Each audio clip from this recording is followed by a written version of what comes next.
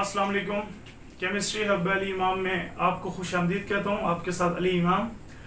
मैं खैरियत से हूँ और उम्मीद करता हूँ कि आप सब भी खैरियत से होंगे। आज के लेक्चर के दो हिस्से हैं। पहले हिस्से में फार्मूलाज ऑफ ऑर्गेनिक कंपाउंड को डिस्कस किया जाएगा और दूसरे हिस्से में introduction to isomerism.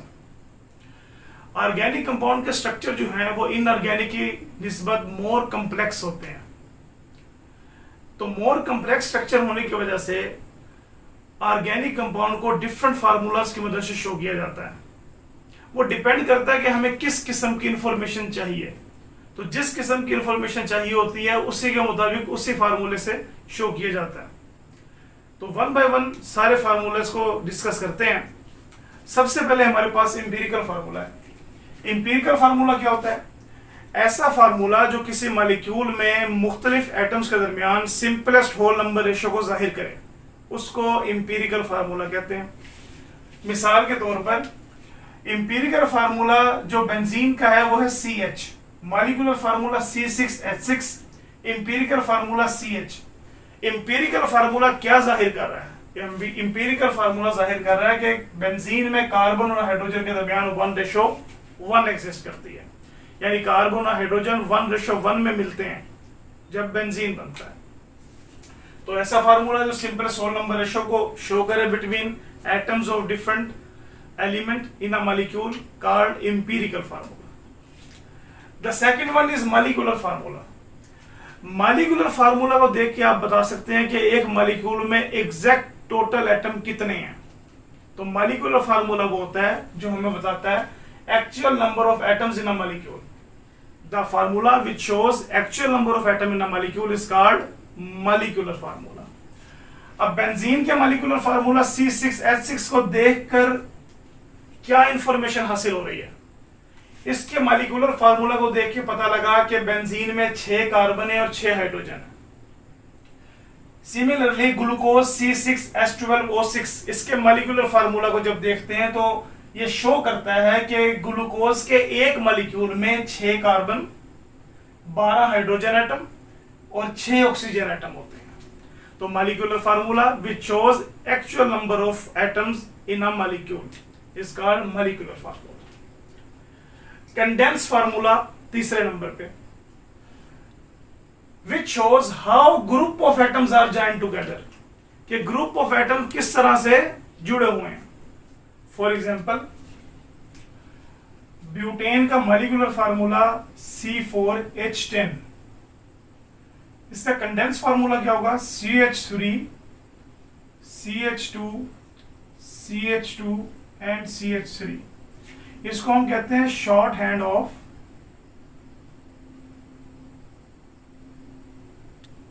Structural formula, कि ये स्ट्रक्चरल फार्मूला का शॉर्ट हैंड फॉर्म। अब सपोज कर लें कि हमारे पास एक ऐसा कंपाउंड है जिसके साथ कोई ब्रांच अटैच है, उसका कंडेंस फार्मूला कैसे लिखेंगे? CH3 CH CH3 CH3। Isobutane, इसका कंडेंस फार्मूला लिखने के लिए हम CH3 CH, अब ब्रांच को शो करने के लिए क्या करते हैं? ब्रैकेट लगा देते हैं, CH3 एंड CH3। अब इस कार्बन के साथ तो 3 हाइड्रोजन मौजूद है। अब ये CH3 इसका मतलब है इस कार्बन के साथ होगा और इस कार्बन का बॉन्ड इस कार्बन से बना हुआ होगा।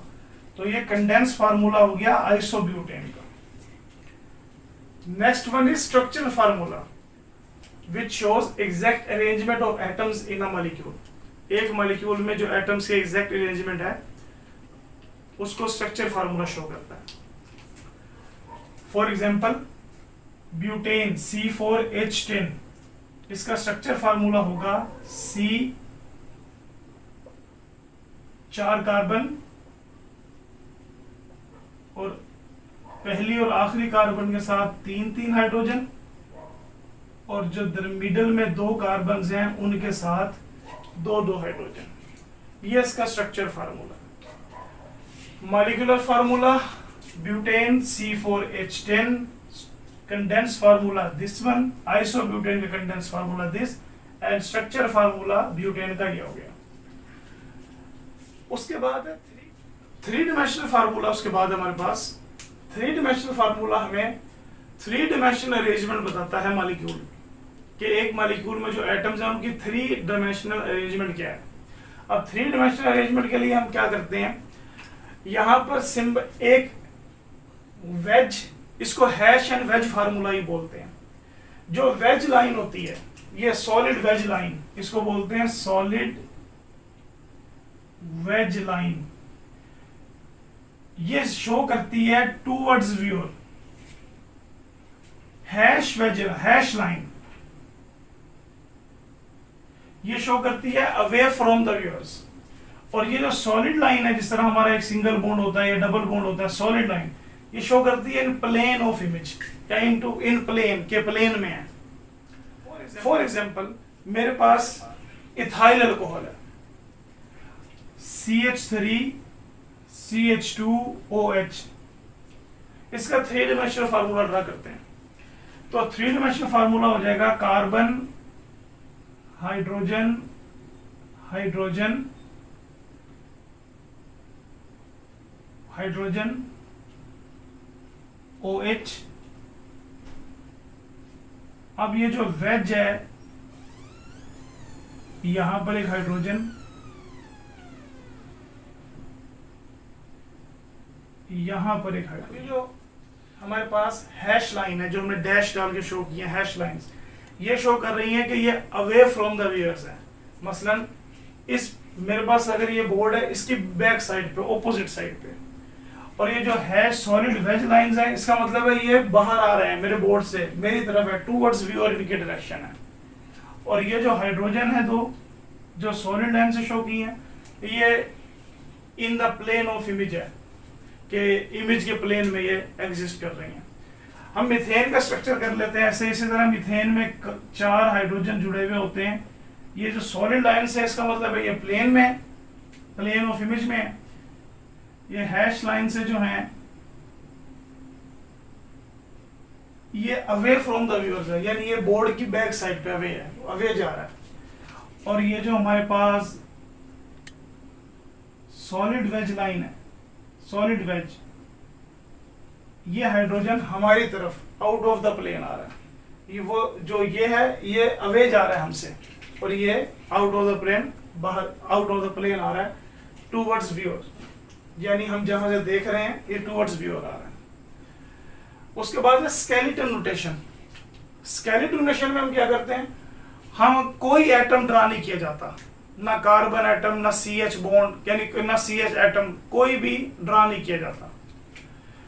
Carbon atom not drawn, straight line से रिप्रेजेंट किया जाता है कार्बन कार्बन बॉन्ड को या कार्बन हाइड्रोजन बॉन्ड को, लेकिन कार्बन हाइड्रोजन बॉन्ड भी ड्रा नहीं किया जाता।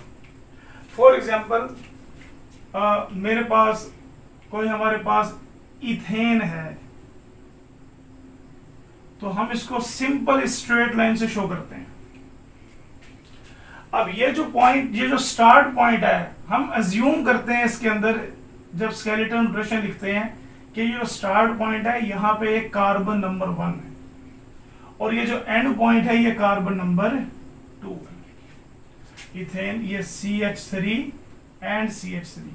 और ये भी अज्यूम करते हैं कि स्टार्ट वाली कार्बन 1 के साथ भी 3 हाइड्रोजन है, वैलेंसी को 4 वैलेंसी पूरा करने के लिए, और ये जो एंड पे जहां पे ये लाइन खत्म हो रही है, वहां भी कार्बन के साथ 3 हाइड्रोजन लगी हुई हैं ताकि कार्बन की टेट्रावैलेंसी को सेटिस्फाई किया जा सके, पूरा किया जा सके। Similarly butane CH3 CH2 CH2 and CH3। skeleton notation formula will be as it is। ये कार्बन नंबर 1 कंसीडर करते हैं, ये 2, ये 3 एंड ये 4। हमने अज्यूम कर लिया जहां से ये लाइन शुरू हो रही है यहाँ पे कार्बन नंबर 1 है, जहां पे ये लाइन खत्म हो रही है वहां कार्बन नंबर 2 है, जहां पर ये लाइन खत्म हो रही है यहाँ पे, और ये अगली लाइन जो है शुरू हो रही है कार्बन नंबर 3 है, जहां पर ये लाइन खत्म हो रही है कार्बन नंबर 4 है। और हमने क्या अज्यूम करना है कि कार्बन नंबर 1 के साथ 3 हाइड्रोजन है, कार्बन नंबर 2 एंड 3 के साथ 2 एंड कार्बन नंबर 4 के साथ भी 3 हाइड्रोजन एटम जुड़े हुए होंगे। ये थे different formulas of organic compound.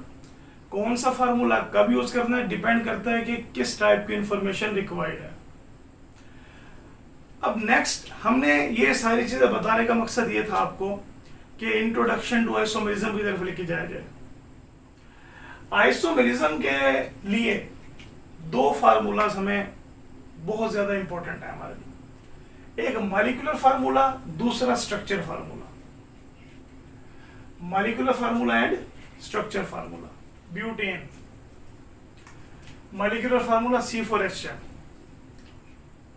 अब इसका स्ट्रक्चर को दो तरह से अरेंज किया जा सकता है कि तमाम के तमाम कार्बन स्ट्रेट चेन में लगे हों, हम नॉर्मल ब्यूटेन कहेंगे, और तमाम के तमाम कार्बन 3 कार्बन स्ट्रेट चेन में लगे हुए हों और चौथा कार्बन जो है एज अ ब्रांच की सूरत में लगा हो। यानी हमने स्ट्रक्चर फार्मूला जब ड्रा करना है तो तमाम एटम्स की वैलेंसी को क्या करना है, सेटिस्फाई करना है। अब ब्यूटेन का जब मॉलिक्यूलर स्ट्रक्चर ड्रा किया जाता है तो ब्यूटेन में मौजूद 4 कार्बन और 10 हाइड्रोजन की वैलेंसी को एक से ज्यादा तरह अरेंज करके सेटिस्फाई किया जा सकता है स्ट्रेट चेन में, और यहाँ पर 3 कार्बन स्ट्रेट में है और एक चौथी कार्बन दूसरी कार्बन के साथ ब्रांच के तौर पे है। इसको नॉर्मल ब्यूटेन कहते हैं, इसको आइसोब्यूटेन कहते हैं। इसका मतलब है जो ब्यूटेन है इसका जो स्ट्रक्चर फार्मूला है वो 2 है। Butane can exist in more than one structure formula इसका हो सकता है। तो अब ये जो दोनों हैं नॉर्मल ब्यूटेन एंड आइसोब्यूटेन, इनका मॉलिक्यूलर फार्मूला सेम है लेकिन स्ट्रक्चर फार्मूला डिफरेंट है। तो ये दोनों कंपाउंड एक दूसरे के क्या कहलाएंगे, आइसोमर्स कहलाएंगे। अब अगर हम मॉलिक्यूलर फार्मूला देखें तो 1 2 3 4 कार्बन, 3 और 2 5 और 2 7 और 3 10 हाइड्रोजन। 1 2 3 4 कार्बन, 3 3 6 3 और 1 10 हाइड्रोजन।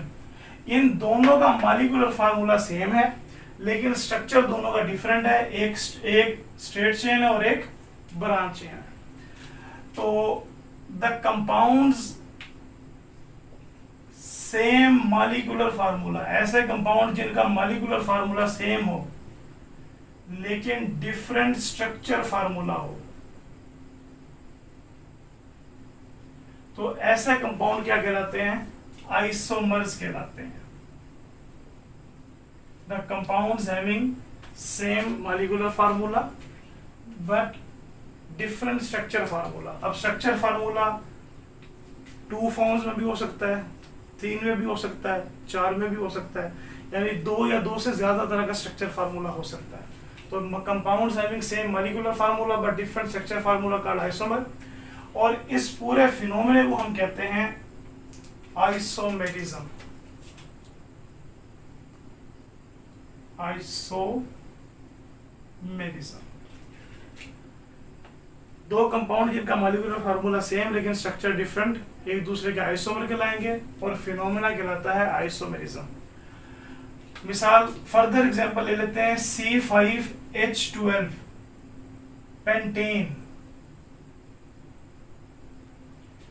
अब पेंटेन के जो 5 कार्बन और 12 हाइड्रोजन है, इनके वैलेंसीज को 3 तरह से अरेंज करके सेटिस्फाई किया जा सकता है, CH3, CH2, CH2, CH2 and CH3, CH3, CH, CH3, CH2 and CH3, CH3, CH, CH3, CH3 and this CH3। ये होगा नॉर्मल पेंटेन।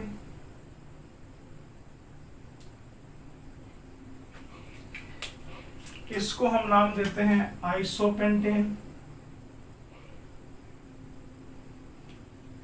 और इसको हम नाम देते हैं नियोपेंटेन।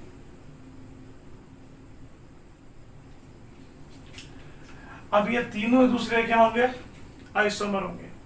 तीनों का मॉलिक्यूलर फार्मूला C5H12 लेकिन स्ट्रक्चर फार्मूला तीनों क्या है, डिफरेंट है। तो ये तीनों एक दूसरे क्या कहलाएंगे, आइसोमर कहलाएंगे, और इस फिनोमेना को हम क्या कहेंगे, आइसोमेरिज्म कहेंगे। अब आइसोमर्स जो होते हैं ना, इनकी कुछ कैरेक्टरिस्टिक्स हैं। आइसोमर की कैरेक्टरिस्टिक्स क्या होती हैं, आइसोमर की कैरेक्टरिस्टिक्स होती हैं कि they contain same number of atom. Isomer जो है इनमें नंबर ऑफ एटम सेम होते हैं। जैसे देखें, तीनों में 5 कार्बन 12 हाइड्रोजन, यहाँ पर 2 है ब्यूटेन के आइसोमर, तो 4 कार्बन 10 हाइड्रोजन, दोनों में सेम नंबर ऑफ एटम्स होते हैं। इनकी डिफरेंट प्रॉपर्टीज होती हैं। अच्छा, physical and chemical properties different होती हैं। फिजिकल तो कंफर्म डिफरेंट होती है, केमिकल प्रॉपर्टीज सेम हो सकती हैं अगर फंक्शनल ग्रुप सेम हो, लेकिन जरूरी नहीं है। केमिकल प्रॉपर्टीज और फिजिकल प्रॉपर्टीज दोनों डिफरेंट हो सकती हैं, लेकिन समटाइम्स फंक्शनल ग्रुप अगर सेम होता है तो कुछ आइसोमर्स की केमिकल प्रॉपर्टीज सेम हो जाती हैं। तो हम ये कह सकते हैं कि फिजिकल और केमिकल फिजिकल प्रॉपर्टीज डिफरेंट होती हैं और chemical properties different and same दोनों हो सकती हैं। तो डिफरेंट प्रॉपर्टीज इनकी होती हैं। दे मे और may not belongs to same homologous series.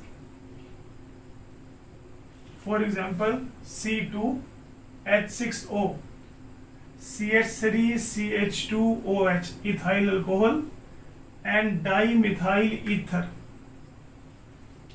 Dimethyl ether and ethyl alcohol. इन दोनों का मॉलिक्यूलर फार्मूला C2H6O है, लेकिन स्ट्रक्चर फार्मूला दोनों का डिफरेंट है। तो ये अल्कोहल है, ये ईथर है, तो ये दोनों डिफरेंट होमोलोगस सीरीज से बिलोंग करते हैं। तो होमोलोगस सीरीज में और मे नॉट भी सेम। होमोलोगस सीरीज सेम हो भी सकती है, यानी सेम होमोलोगस सीरीज से बिलोंग कर भी सकते हैं और नहीं भी कर सकते। अच्छा, आइसोमेरिज्म शो करने के लिए क्या कंडीशंस हैं? तो सबसे पहले जो कंडीशंस है आइसोमेरिज्म शो करने के लिए, वो है the bond should be covalent. Bond क्या होना चाहिए? कोवेलेंट होना चाहिए। क्यों? क्योंकि आइसोमेरिज्म एक डायरेक्शनल फिनोमेना है और कोवेलेंट बॉन्ड जो होता है ये डायरेक्शनल इन नेचर होता है। और आखिर में एक चीज देखें, नॉट फॉर हाइड्रोकार्बन। अल्केन्स के केस में और alkenes, alkynes.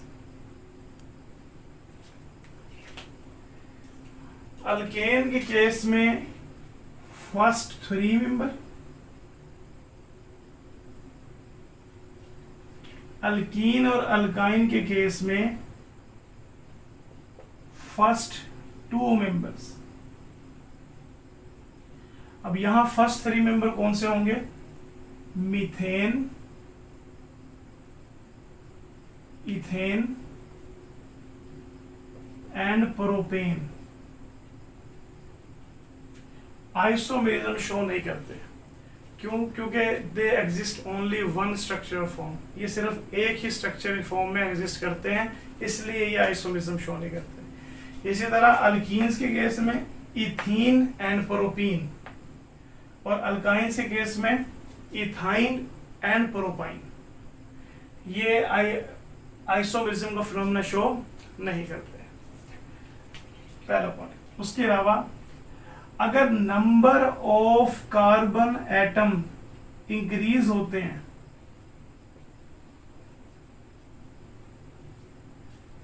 Then number of isomers